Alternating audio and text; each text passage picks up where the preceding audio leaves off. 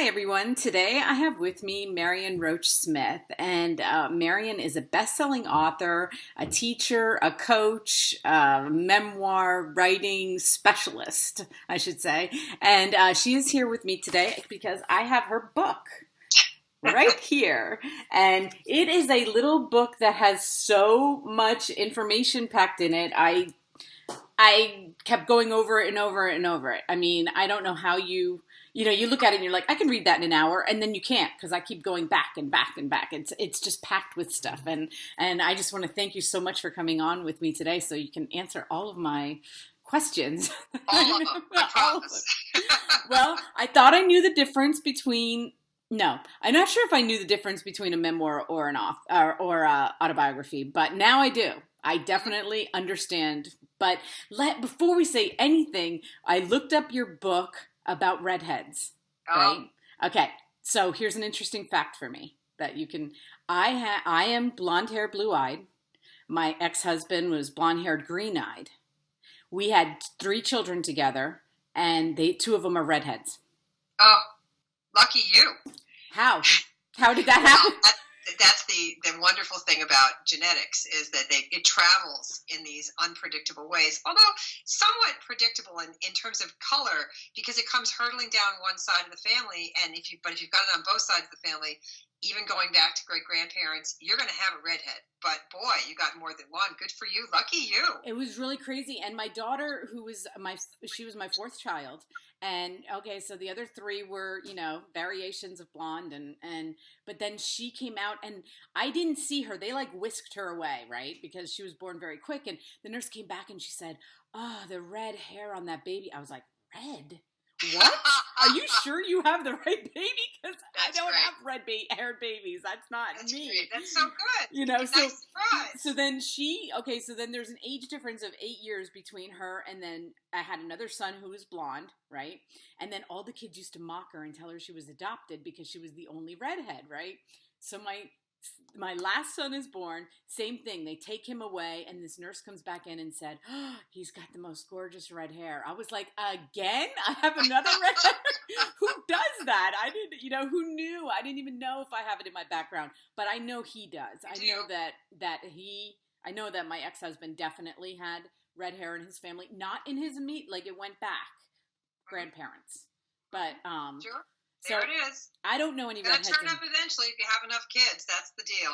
Well, and you know what's interesting? Since you are natural, like they love their red hair. They Good.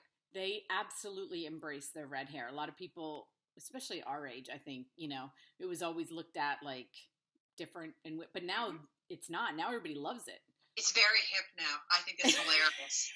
And it doesn't go gray, right? You'll never go gray. You can. Mine's going a little gray. I help it along a little bit, but it's a gift. So I love my red hair. I'm never getting rid of it. Yeah, and my other daughter who, has like a brownish, hair, she colors her hair all the time. My daughter is the redhead who's 22, never touched it. She was like, Yeah. "I'm not touching this hair. This is crazy. No. Everybody loves my hair, Good. So, I'm so glad. yeah, That's so anyway, I thought that was cute. When I saw that you wrote a book about it, I was like, well, she's going to be interested to know that I have two of them and I don't have red hair. Lucky you. So anyway, on to memoirs. I watched your interview today. And then I even got more insight that you had done an interview earlier, probably when this book came out. And I have to say that because I write in a blog, and the reason I started this channel is because I'm like a wannabe writer. Okay, but since my mom died 5 years ago, I'm like, I have to write. I have children that didn't know her. I've got to write about her, but I don't know how. And so I did that exercise. Okay, so back it up a little bit. I came from a very abusive family. Okay, and it was my dad, but my dad died when I was 22 and he was 43 or something. Yeah, 43. And so I had people alive still, so I couldn't tell that. There were people that didn't know, so I was like, I can't. My mom, it would hurt too much. She knew, but it was too icky. But I love what you said in the book about abuse because I didn't know how to write that either, and now I don't even know that I feel like it. Hmm. You know, I That used to think it interesting. was I used to think it was all of me, and now that I'm 52, so that's 30 years. I don't feel like that anymore. I've had Yeah, kids, I and have that's one of the wonderful grandkids. things about thinking about story is it changes. So that a lot of people go into things thinking, let's write a revenge memoir. And as I Hmm. say in that book, that never works. But if you write a story about how you tried to get revenge and it didn't work out, now there's an interesting story. So what happens is over time you think about your tales and you realize that's not what I really want to write about. Or I know enough about that now to know I don't want to write about that more specifically. So good for you for thinking about it, figuring it out. Although I've got probably, I would say, more than half of the memoir I've dealt with over the years, and I've been teaching for more than 20 years, and I've got hundreds of clients worldwide that I work with. More than half are abuse memoirs. And I learn something new every day about how people survive abuse, what they do to survive abuse, the effects of abuse, the way it trickles into aspects of life that I never knew that it affected. So it's good to inform each other about the universals, and obviously abuse is really quite a prevalent theme in this society. So it's a good topic. It's a tragic experience, but it can be a good topic for memoir. Well, I remember, very vividly when I was 16, and I was in the midst of it. Okay, and I remember thinking, and back in the early 80s, nobody was talking about it. It wasn't. No, I didn't even know what was happening until I was 16. You know what I mean? It was just, it's one of those things because you didn't have people writing books about it. You didn't have movies. You didn't have talk shows. You didn't. So by the time I figured it out, I thought, oh, I'm going to write a book about this so that one day people will know. Well, since that time, there's been books about it. So right. I Even guess, Oprah's talked about her abuse. I mean, it right. became into the popular culture, and the thing is, can you say something? It's not that you have to say something new. It's that you have to say something informed. You can't just write a book that's a diary-like recounting of abuse. You have to say something that has a bit of knowledge. You don't have to understand everything about it. You just have to have some understanding of what happened to you, how you were changed by it, so that it's not just, as you said earlier, it's not just autobiographical that says this happened, then this happened, and this happened, because memoir is not about what you did. Memoir is about what you did with it. So you have to show how you Mm. transcended it. You have to show how it changed you. You have to show what you've done with the transcendence. And that's what makes memoir great. Otherwise, it's just diary writing. And And that, diary writing works only for the people that we know where they are in the world today, the famous. So, we'll read a tweet of somebody who's famous. Oh my God, she got her hair cut today. Maybe that gets you excited. But if I write that I got my hair cut today, nobody should care. That's a really important distinction. And that's pretty much the difference between the celebrity can write the autobiography. For the rest of us, there's memoir, and we get to write on the big themes of life, which is pretty good. It's a pretty good gig. right, and that's when my mom died, I thought I still have a brother that's alive, but I thought, well, he knows most of it. But then when I was reading your book, I was like, okay, so what I did was when you said, come on, because I love what you said about come up with a sentence, and then the sentence is The argument. the argument, which I don't know that I totally understand that. So, what I wrote down, because my mom and I were only 17 years apart. She had me in high school. We were very Well, close and we went through a lot together. So, I wrote, first I wrote, my mom was my best friend. And then I was like, no, she wasn't. I was my mom's best friend. mm, And then I was yeah. like, but how do you tear, when you took that sentence, I was like, do you really take each word like I and then was my mom's best friend?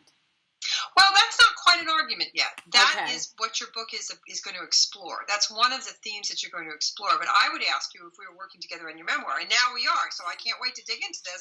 I would ask you about the effects of that.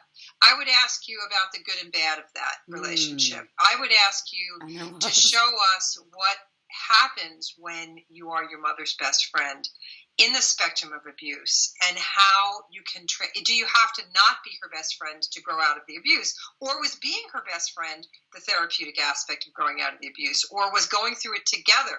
Was there something about the mother-daughter relationship that allowed both of you to transcend the abuse? So we want an argument sentence that's universal. Your argument sentence is never written from the first person point of view. Your argument sentence is something more like abuse can be transcended with humor and grace, but only over time. I mean, something that's just a little bit lifting it out of your experience.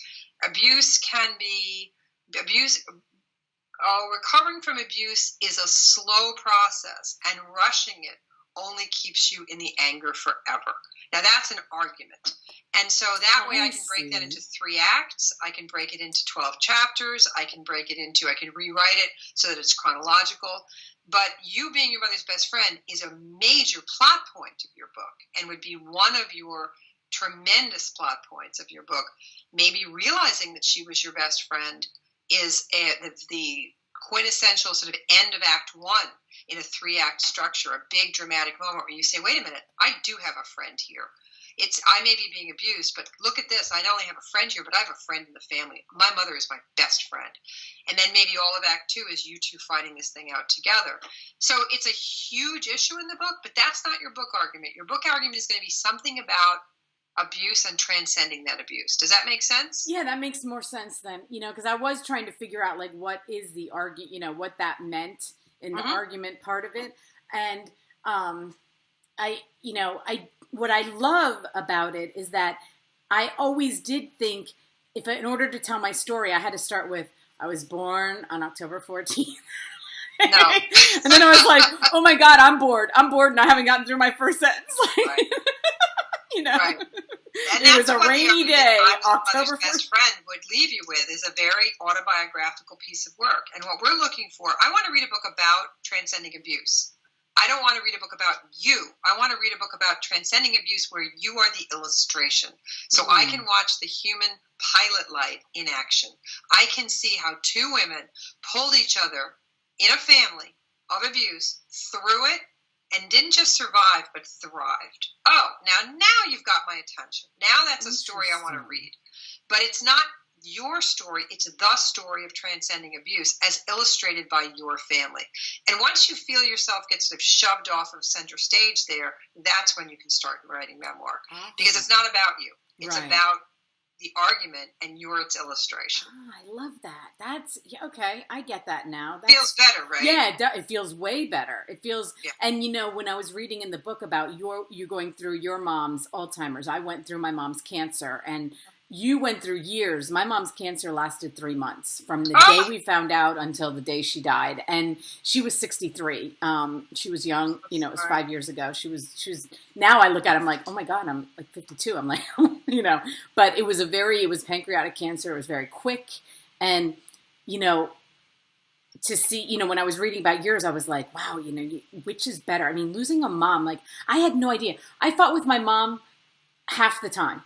Every other phone call was a fight, and then every other phone call we loved each other. Like I didn't have a sister. She did have a sister, but it was distant. But we were like best friends, sisters. And when she died, it's not like I didn't know it. She was in hospice. It was a very coming thing. But like I love how you put it. Like it doesn't matter how prepared you are.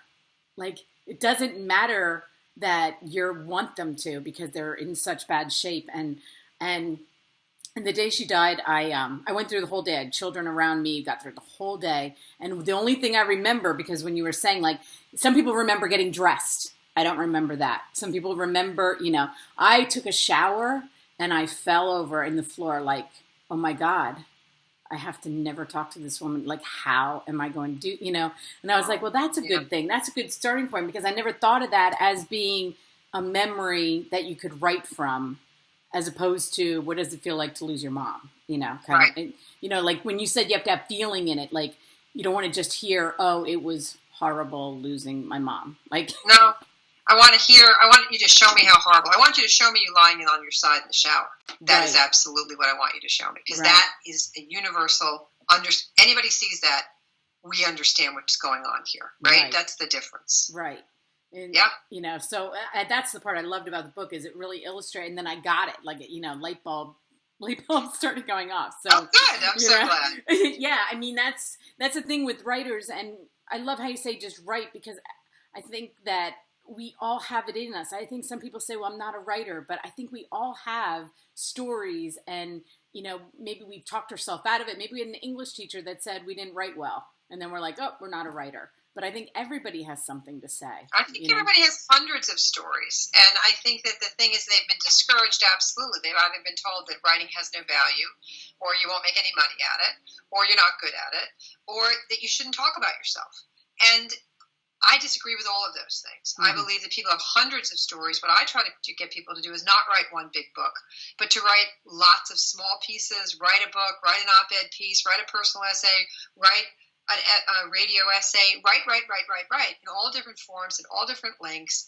And my mother, who was the subject of a New York Times Magazine piece, her Alzheimer's disease then became the subject of a book, has also been the subject of 3 other magazine pieces, probably 5 radio essays that I've done for National Public Radio.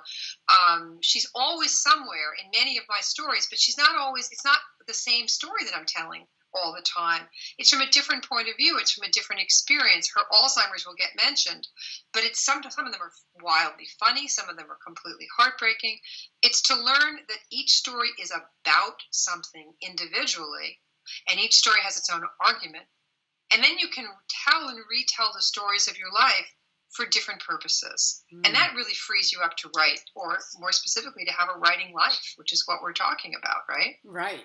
And when did you realize, like, that you wanted to be a writer? Were you in high school? Since I was a kid. No, when I was a little kid, I just always wanted to write. And I wrote poetry, and I wrote essays, and I wrote music, and I just wrote and wrote and wrote. And it was a pretty foregone conclusion for me. My parents are both writers. My sister's a writer. I'm married to a newspaper editor. Most of my friends are writers. It's a sickness. That's all. But I love people who tell stories. And so a good storyteller is worth his weight in rubies, worth her weight in gold. And I wanted to be that person who could tell stories. And then it occurred to me to start teaching writing memoir more than 20 years ago. And I've had a ball doing it. I've met thousands of people and heard their tales. And more than that, given them access to their tales, which is a really great, wondrous thing to see, is someone get their hands on their own story. Yeah, I mean, I know I felt today, like when I finished it, I was like, oh my God, that feeling like that it's possible. Yes, it is. How did you yourself figure it out, like to that kind of formula? I should say it's not a formula, but that it's an argument. Like, did you figure out that it doesn't start with, it's not, when did you decide that it, like, memoir is different than autobiography? Yeah, I did a lot of reading, and I read a lot of memoir, but more than the greatest advantage I had is from my very first book. When I was very young, I wrote this piece for the New York Times Magazine that changed my life.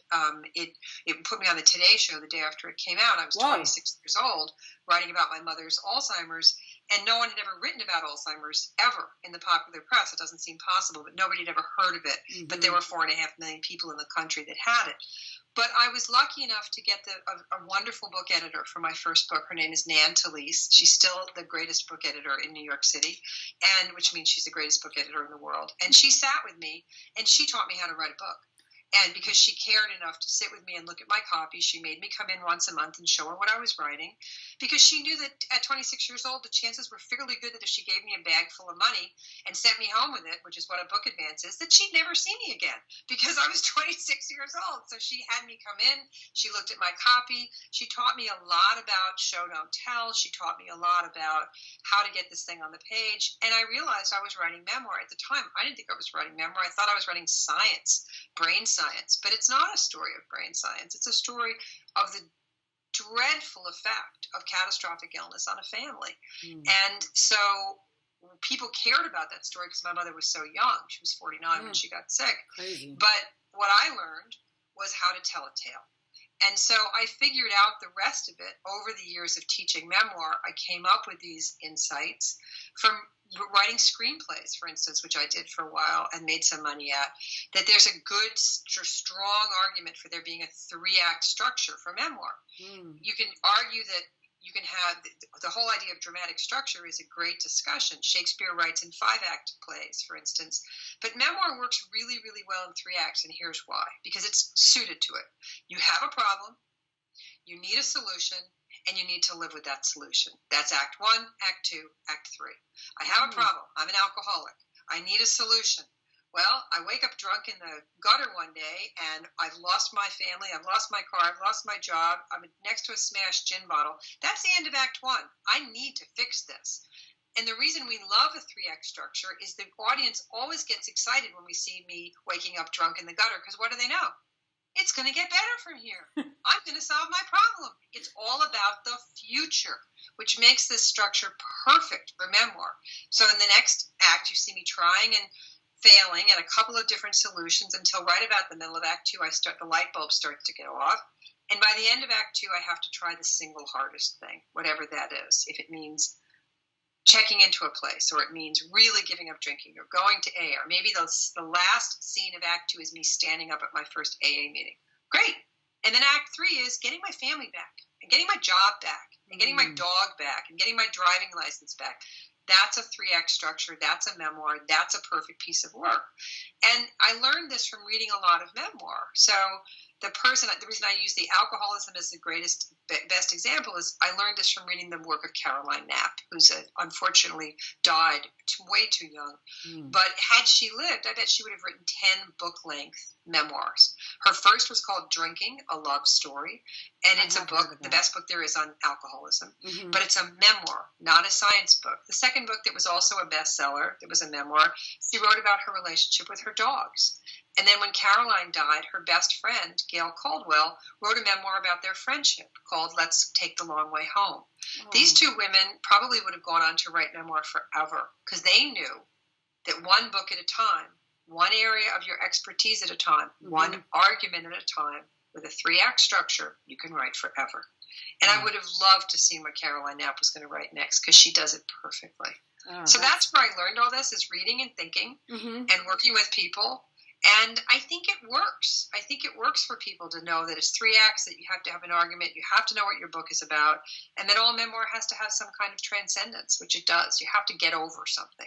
You have to get past it. Even if you have to get over not being comfortable being loved, even if it's a good thing, even if you have to get over, if your memoir's argument is the garden is the best place for transcendence, that's a really strong argument, because hundreds of books are published every year that are just about the peace you can find in your own backyard. But you've got to show us that you had something to recover from. You've got to show us what your stressor was in the beginning, so that we understand that there's something at stake here if you don't pay attention to the transcendence in your garden. So really, it's just living and thinking and reading. I've been working with a whole lot of people that got me to this theory on memoir, and it seems to work. I'm so glad it worked for you. Yeah, it really, and when you're saying that, I'm like, I never, of course we know that movies are 3 acts, as a writer, I watch a movie and kind of in my head kind of divide it up, but I never really thought about a book as being 3 acts, so it makes a lot of sense though, because memoir really works in 3 acts. Yeah, it really makes sense, because when you're at a movie, when I'm at a movie or you're at a movie, because we're paying attention. I just saw Moana with my grandchildren. Okay, so like I'm watching Moana and I'm like, wow, this is perfect. Wow, they really do this good, Disney.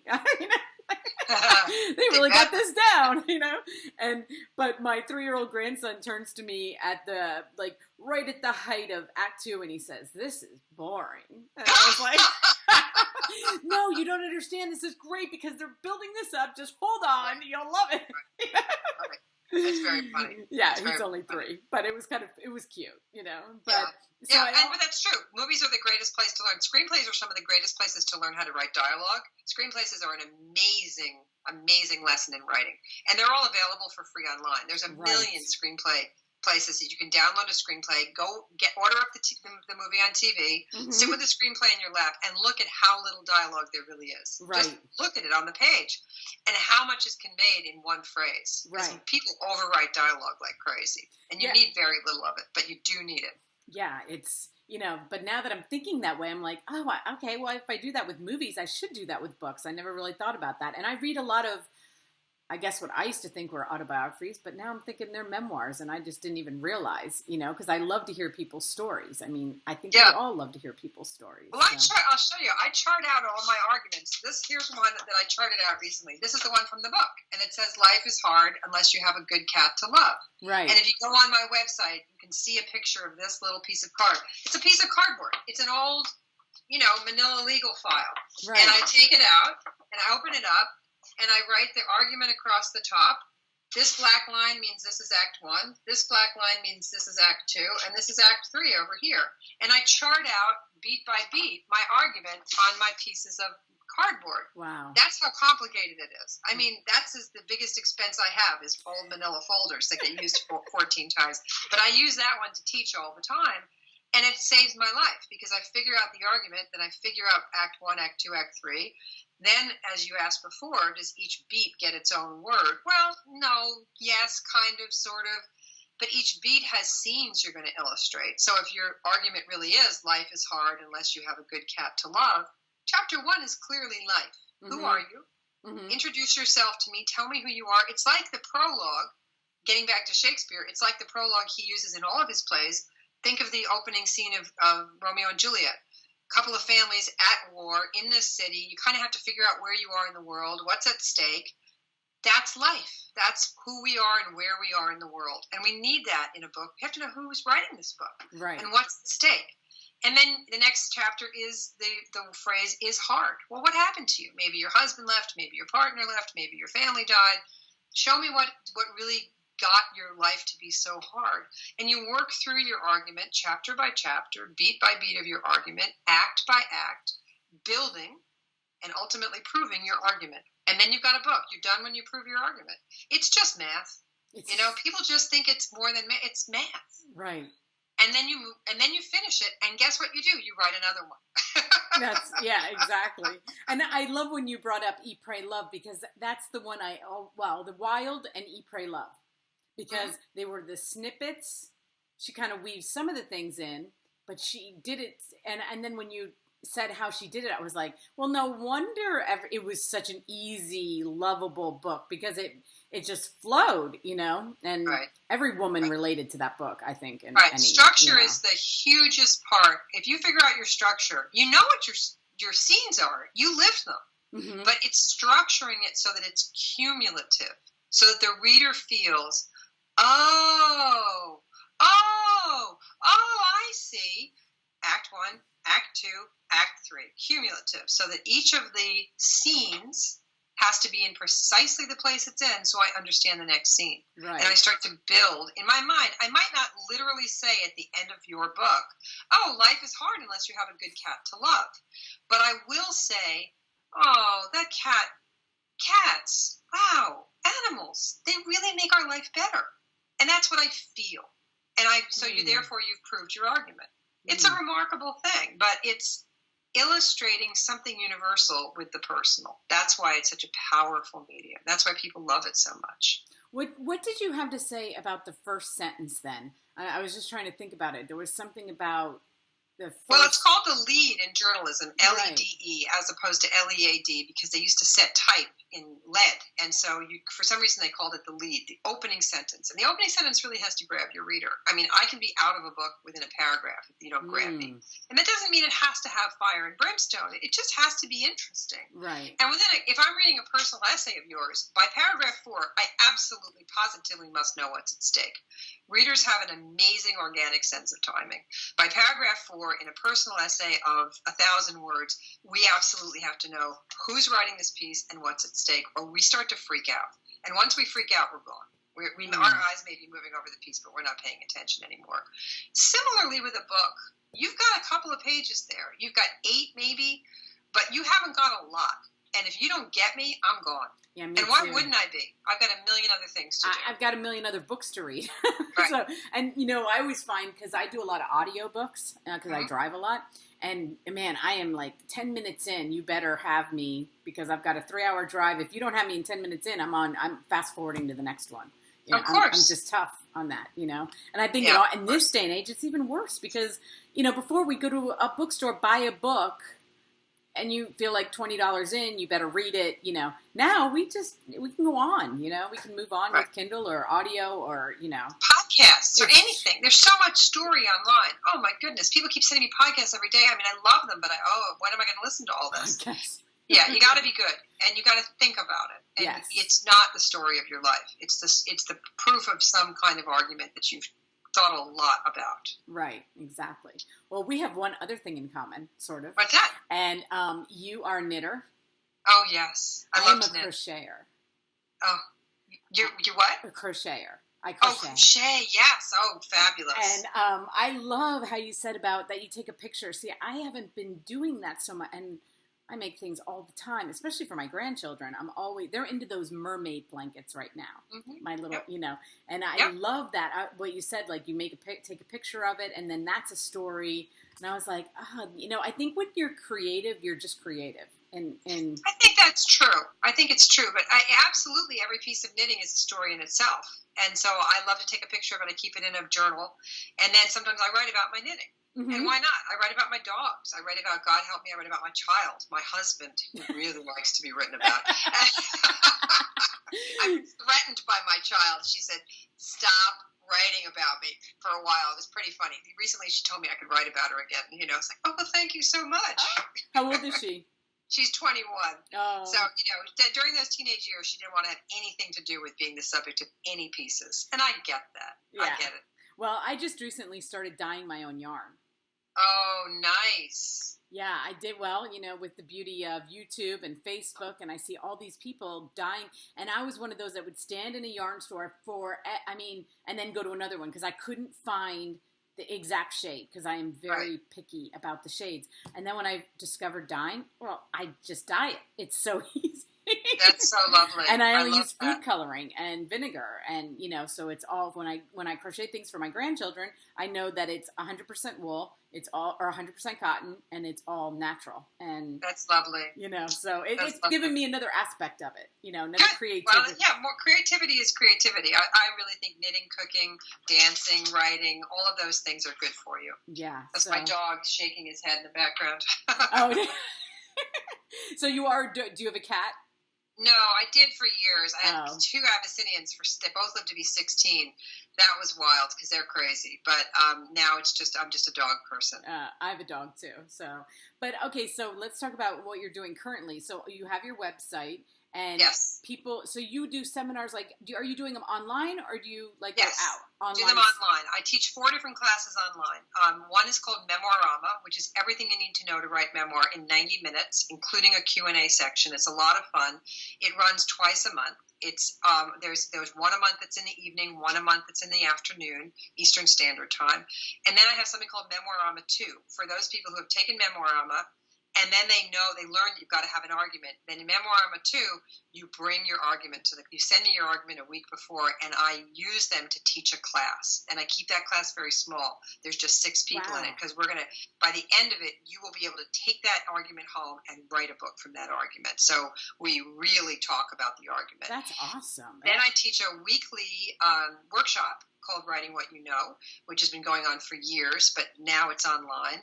That also is very small, 6 people. That runs for 6 weeks, once a week for 2 hours. And then I teach a master class, which is for people writing books. And it's when it starts again in July. Both sections are filled right now.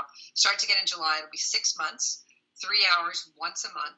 And I have a very, very, very tried and true method for writing books, and I teach it to you, and you will learn. You will have a first draft of that book by the end of 6 months. Wow. So I'm very aggressive in terms of getting into your success. I really want you to succeed. And so that's why there's a time limit. In 6 months, you're going to finish that draft in 6 months. In 6 weeks, you're going to have an essay. In one night, you're going to learn everything you need to know. I want you to succeed, so I don't want to keep you. It's not like a therapist who keeps you for 15 years. Right, exactly. So I teach 4 classes online. I write 3 times a week on the blog, pretty much 2 or 3 times a week. And I teach in person. I do a lot of teaching all over the place. The Chautauqua Institute in upstate New York, or a women's writing retreat that I've taught at, or downtown in Troy, New York, at an art center where I've been teaching for years. But I love the online format these days because now I'm talking to people all over the world. And it's easy. They're starting all the time. You can just find me at marionroach.com. Well, and when you started saying that, I was thinking, do you know how a lot of people have those classes, but they're programmed? Yeah. So they're not. So when you said you show up, I'm like, oh my God, so people get to speak to you. Like you are in there. There's a time and you are there. You're not just running a program. I'm always there. And I thought about doing a pre-recorded thing, but I love the intimacy of what I do.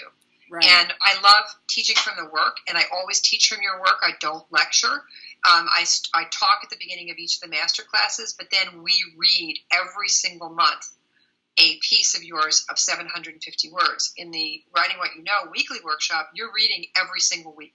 Wow. And we're workshopping that piece because in 6 weeks, with 6 people, that's 36 pieces we will have read. We will have covered dialogue, tempo, exposition, how to open a story, how to close a story. Because I'll use the examples of the writer's work instead of reading to you or lecturing or using my own work, which I think is... I've never heard of anything like... I mean, that is... I can't imagine anything better because I've never heard of anybody doing that. I really... And on all the things I've been on... Is, and I don't mean that conceitedly. No. I mean, this is the way I do it. And I just really never heard of it. Touch.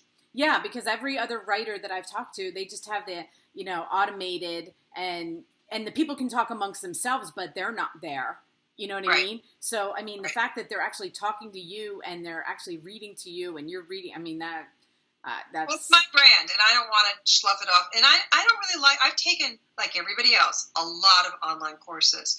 And I thought of putting these courses up on Thinkific or Udemy or any of the big I didn't want to give my brand and my name to anybody else. So it took me 2 years to figure out how to run the courses on my own website and build the whole platform. And I built it myself, including the cash register and the recording and the blah, blah, blah, blah, blah.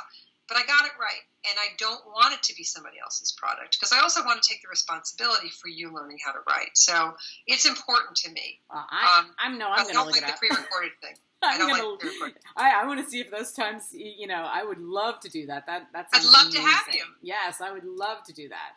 So I just want to thank you so much for answering all of my questions. You're welcome. I feel so great right now. I mean, I think that anybody who's interested in writing any one of their stories, this is just, to pass on to your children, your grandchildren, anybody, in your family is what I always think about, which I think is what everybody else does too. I think it's the greatest gift you can give to people. Really One of my favorite students over the years wrote the story of her 50-year marriage and gave it to her husband as a book.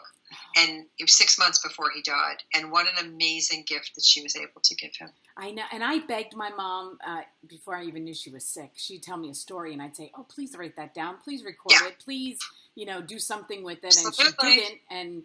And they're gone. And, that's what happens. So, I mean, write down your stories. I will. And I want to see, I'm going to take your class. Come and see me. I want to talk to other people. There's one next week. There's a Memoir next week. Come and see me. I'd love to have you. I will do that. Thank you so much. You have a great day. Welcome. Thank you. Nice to see you. Bye-bye. Bye.